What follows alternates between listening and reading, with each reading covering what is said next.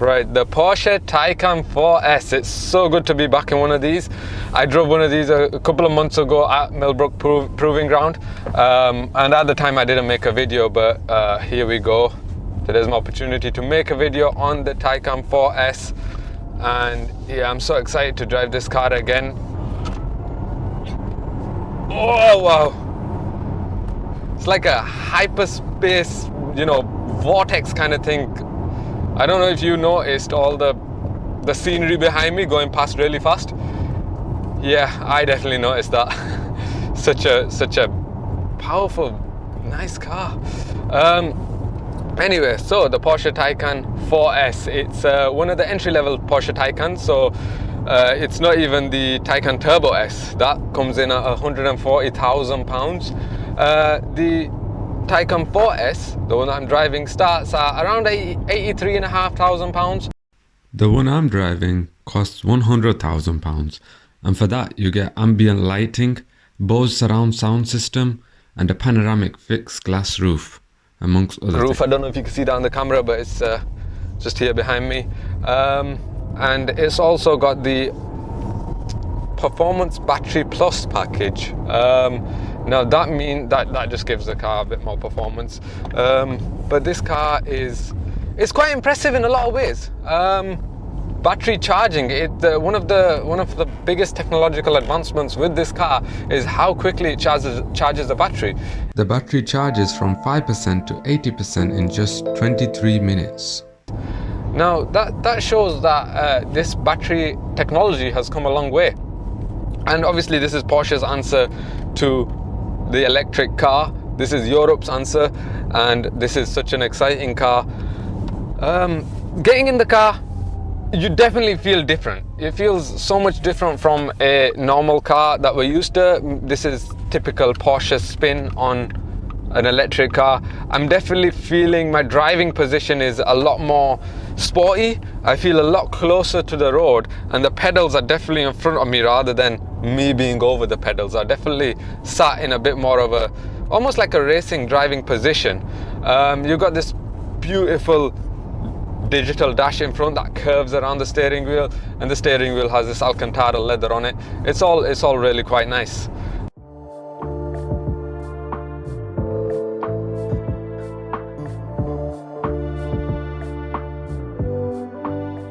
In the middle then you get two screens. The lower screen is the one that controls the climate, but can also be used as a touchpad for the upper screen where currently we have the sat-nav. Other than that, you could change your drive modes. You got your normal, sport plus, individual, and range. Now range is where this car falls short, because if you got performance, you're going to be sacrificing something, and in this particular case it's range. This car has a claimed range of around 257 miles on a full charge, but some people have been noticing even less than that. So where you get advancements in one sector, in one part, you have to sacrifice a different part. So whilst this car has got the performance, it lacks with its range. So the last few years, about a year and a half, 18 months or so, have been quite tough for all of us with COVID and with lockdown, and a lot of people have decided to change up, take a change in their life, take a stance. Some people have decided to take up a new hobby, maybe change the industry that you're working in. In my particular case, is deciding to grow your hair out. You probably noticed my hair is a lot longer than in previous videos. But yeah, people are taking a change, and people are becoming a lot more environmentally conscious as well. There's more recycling, there's more saving energy. And particularly at the start of lockdown, we did see a lot of energy being saved. Carbon emissions were going low. Now in this particular instance, the electric engine is definitely coming.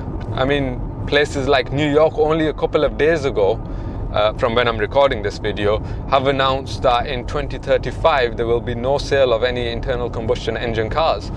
Now the reason why this has come about is because the electric infrastructure is now widespread. You're able to charge your cars at many places around the country, around the world.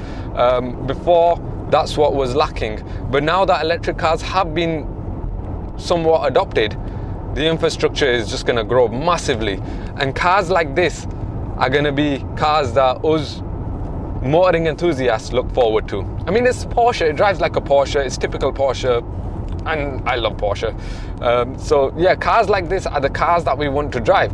Now, the reason why we don't get to drive cars like this already is obviously the price. £83,500 is a lot of money, and £100,000 is even more. So it's all about price. Now, the reason why the infrastructure has grown so fast is because when a new technology is presented, it's up to people who can afford that technology to go and buy that technology in order to allow that technology to go further. So we need to look towards people who can buy this car. And if you are like me and you can't afford this car, but you want to drive a car like this, I would urge you to go to the nearest person who can afford this car and tell them to buy this car, because that will allow us to develop this technology and therefore allow everybody to have cars like this, because this is definitely the future. It feels like the future. This is the future that I think we wanted. When we first heard about hybrid and electric cars, we weren't too sure about it, but I think this is definitely the future that I'm looking forward to. With performance like this, it's just unbelievable. So this car weighs 2.2 tons, and thanks to its four-wheel drive and its rear axle steering, around the corners you get incredible amount of grip, and it doesn't feel like it's 2.2 tons. It definitely feels a lot lighter. And now around the corners, it corners pretty much flat. Now, talking about flat, this is one of the Taycan's party pieces. So when we brake,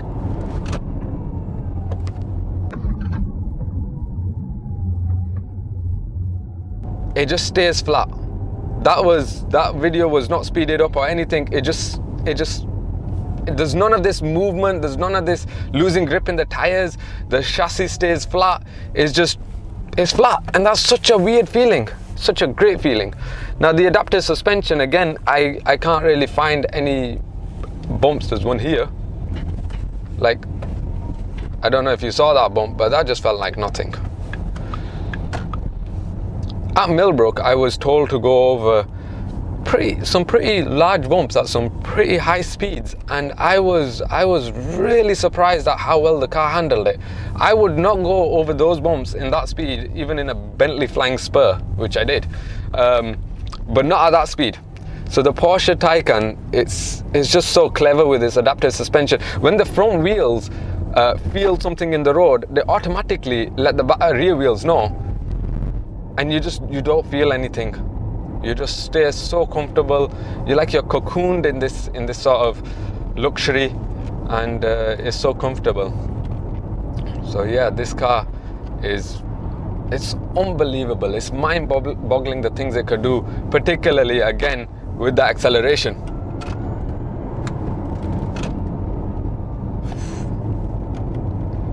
I could do that all day. I can drive this car all day.